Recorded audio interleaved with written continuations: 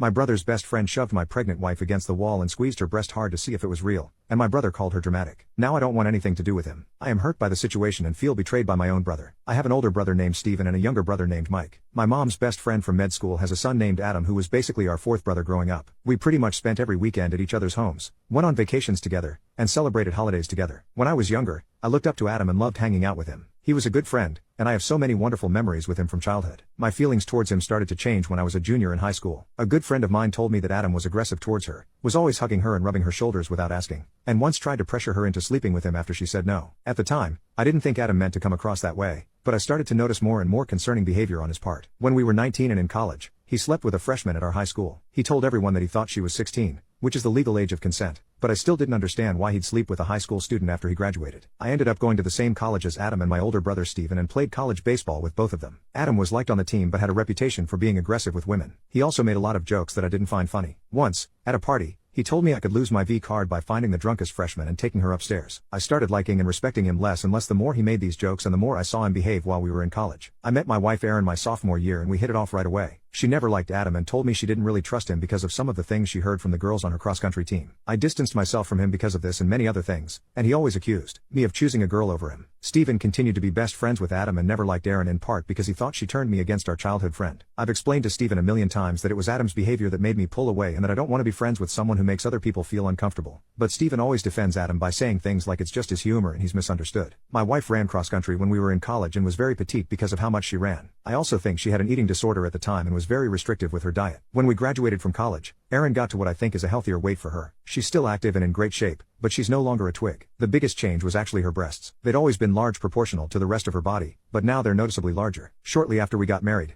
Adam approached Erin during a family holiday and asked how much she paid for her honker. She said they were natural, and he started laughing and said she had the figure of a teenage boy in college. Erin told me about this interaction, and when I asked Adam about it, he insisted he was joking and it was all in good fun. I told him to stop making comments about my wife's body, and Adam accused me of being sensitive. He continued to make comments about my wife's breasts every time we saw him, such as calling them a work of art and asking if he could take a picture of them for his future wife's plastic surgeon. Erin always just rolled her eyes, ignored him, and begged me to do the same. She thinks Adam is an idiot, and doesn't think it's worth it to argue with a guy like that. Since I pretty much only had to see him once or twice a year at the time, I agreed to do what my wife wanted. 3 years ago, when Erin was 7 months pregnant with our daughter, my family celebrated Christmas with Adam's family. I was speaking with one of my cousins when Erin came up to me in tears and asked to speak with me. She told me that Adam, who was belligerent and drunk, followed her into the bathroom. He shoved her against the wall and squeezed her breast hard to see if it was real. He wouldn't let go of her until Erin kneed him in the nuts. When I heard what happened, I punched Adam in the face, told him he was no longer allowed near my wife and left with Erin. The good news is my parents and brother Mike all supported Erin and agreed that they no longer wanted anything to do with Adam. To be honest, no one in my family really liked or respected the guy, but they tolerated him because his parents were wonderful people and were like second parents to me before all of this happened. My parents both apologized to Erin, felt guilty that was hurt at our family Christmas,